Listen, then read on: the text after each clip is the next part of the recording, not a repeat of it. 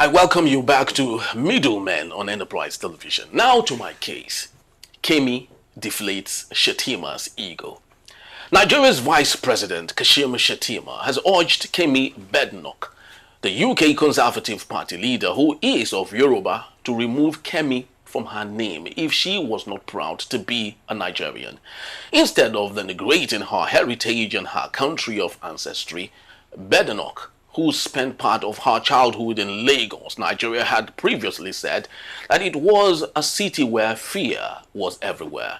As part of her submission, she has spoken frequently about the insecurity and corruption in the country and the experience of growing up under a military dictatorship.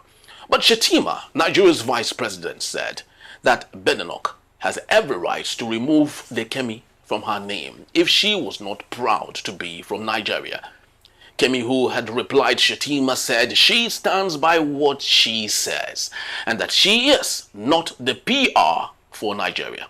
Interestingly, Kemi said while growing up, she watched her family become poor as their wealth, income and savings were inflated away by destructive government policies.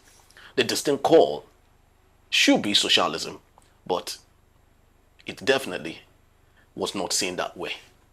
So, let's have a talk. Well, the thing is this. I look at it in two ways. Kemi has a right to her views. She has a right to her perception of Nigeria. After all, President Bola Tinubu some time back told Punch, newspaper in an interview, I don't believe in one Nigeria. Nobody stoned him. Nobody took him to court. So it is her view. It is her opinion to which she is entitled. She's entitled to whatever. She's not abusing anybody.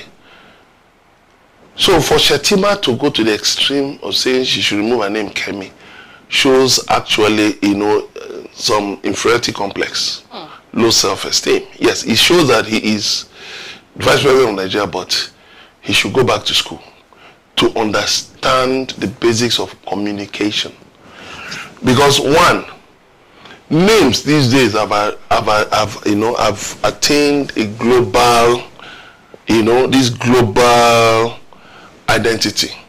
So just like you give you give your children English names, Bible names, Islamic names and all, Arabic names and all of that. So you cannot say that because she is Kemi, that Kemi is only native to the Yoruba these days, because you have Yorubas from Brazil, in Brazil. You have you have Yorubas in Benin, Togo, in different places. So to tell her to remove her name shows you don't even understand, the fact that she's actually, what she's engaging is a wake-up call. It is better to engage somebody like, I saw what Femi Fani-Kayode wrote and I was just disgusted. You are somebody who schooled in the UK and you understand that no matter, talking to her that way, she's the leader of the Conservatives. And whether you like it or not, that woman becomes prime minister, she can make life miserable for you. You know what? You apply for a visa, she will turn it down. She can make some of your officials, because you people, Nigeria, you depend on her country for aid, for grants. They are the ones taking care of your health sector, otherwise it will collapse. Many areas, agriculture and all of that, they will collapse. Security and all of that, they will collapse. So insulting such a woman who might be a prime minister shows that you lack, the necessary intelligence to get what she's saying. What she's saying, yes, Kemi, we have heard you, and we will make, we will look into these things you've said, but we view the relationship between Nigeria and the UK on a larger scale. We look up to UK, as a senior partner in development, and we believe that we'll always find ways to work together. Sefini. But insulting the woman, let me tell you, Kemi is not speaking as Kemi. That's the Conservative Party speaking. Insulting Kemi, you insult the Conservative Party. And let me tell you, they come into power, they don't forget to They won't forget. For me, our presidents and the leaders in quotes, even the PR they get to employ to actually advise them, they're not actually doing the right thing. Because for the president, the vice president himself to give out such words, and it's on the global space, it is disheartening. Because this is coming from a sitting president to another sitting, you might call her a sitting Nigerian that is in the conservative in the UK. But that's really alarming, because it just projected how they don't listen to Nigerians. They're actually showing the whole world that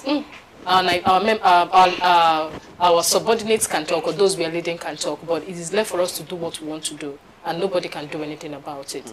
Because assuming the vice president is thinking and he knows, okay, this thing is going to go on a global space, he shouldn't have even mentioned such thing. It is different if maybe someone who is not even the vice president, maybe someone in the lower like Femi, Fanika, the others, and co just say something, it will just go like that. But coming from the vice president, don't be surprised, this thing will be brought up, not even now, sooner or later.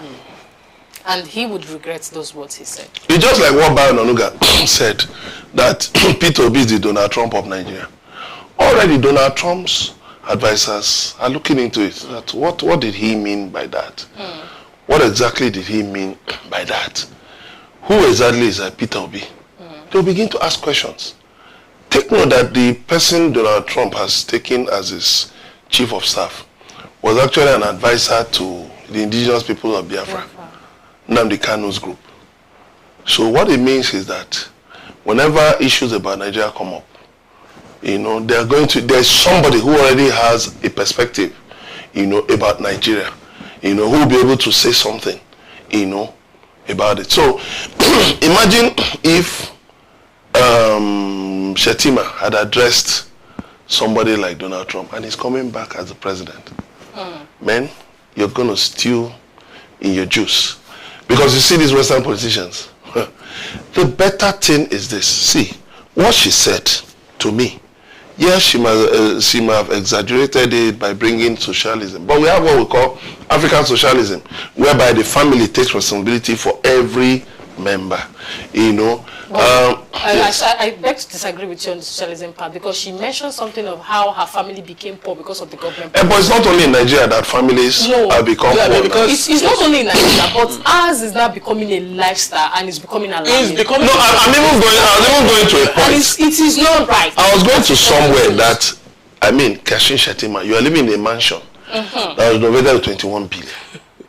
You have out-of-school kids over 20 million. Exactly. And you are not ashamed to even respond. I think Shettima needs to go back to school. He needs to undergo some courses, in political science, so that, and then some, courses in emotional intelligence, because he usually comes across as somebody who is brash, who is irritable, who gets irritated, and it's not good for his image. Very, very true. Because Abike Dabiri told Nigerians about how she tried to reach Kemi and Kemi snubbed her.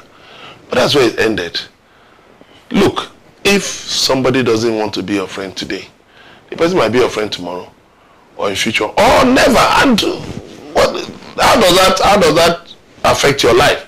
How does that affect the price of bread? You move on. But the problem with all these are people in government is they don't know how to move on. Okay, sorry to go back to where you said Dabiri tried to reach out to Kemi and Kemi snubbed her. To me, I believe that before now, maybe Kemi on the other hand have reached out to Dabiri, and she never actually gave her that. Well, when she was not conservative, that is it. That is the truth. And now she's now there, all of you, because that's one thing about we Nigerians. You look down on people when you feel they are nobody, but all of a sudden they are somebody. If you see the way it was all over the media, our person, Kemi, everybody is now posting her. Even then when she was never into the conservative, you never knew who had pictures of her. But Kemi was a secretary. But Kemi was like a minister. Why didn't you engage her far back? And these people are very touchy about relationships. I learned something about that. That you start from nothing. Yes. You build relationships from nothing. Then gradually, when maybe there is something you need to maybe ask a favor or something, It becomes thank you. It becomes easier because there is already a relationship. That taught me a big lesson, So I think our Nigerian government officials, the woman has snubbed you enough. She's said she will not do PR for what is wrong. Why not just leave this woman alone? And then there is a government in power, even referring to Rishi Sunak. Oh no! Who advises these people? It's actually so bad. Who advises? Rishi Sunak is not an Indian. Rishi Sunak is a Briton. Kemi is a Briton. So trying to talk about his country of ancestors. Oh no! Who advises these people? It's actually very, very sad. For me, I asking Kemi to remove her name because she doesn't want to rep Nigeria. For me, I see it as a stylized bigotry. That's how I see it as. And you don't play bigotry with these Westerners. You can't ostracize somebody because the person does not buy into your narrative. And now use that to want to keep him in one or keep her in one particular side. Which is what they do to Nigerian people. Yes, exactly. This APC mentality, this APC mentality of feeling that everybody has to dance to a particular tone of music is what is affecting the party. For me, and every other person who is... Sorry to cut you short. For me, assuming the vice president is well advised, with the example she gave of her family being expressing socialism based on some of their government policies, it's an opportunity for them to open the records and see where they went wrong and see where they did it wrong and know, okay, we want to actually carry out an investigation. Let's know what really went wrong. Let's try to change and correct our history. The narrative. But they never did that. And rather, they are actually telling her, or the vice president telling her to change her name. Come on. Okay, now she mentioned something that her family became poor. You don't know how she finally got to the UK, how they finally became citizens, what happened over the years, how long did it take, and try to correct the wrong and for the future, for posterity. The future well, when we return, Juro Evans Ufeli will take us into the complex and often contentious realm of free speech, reputation, and the law. A case that raises fundamental questions about the limits of expression and the consequences of crossing those boundaries. Do stay with us. Middleman.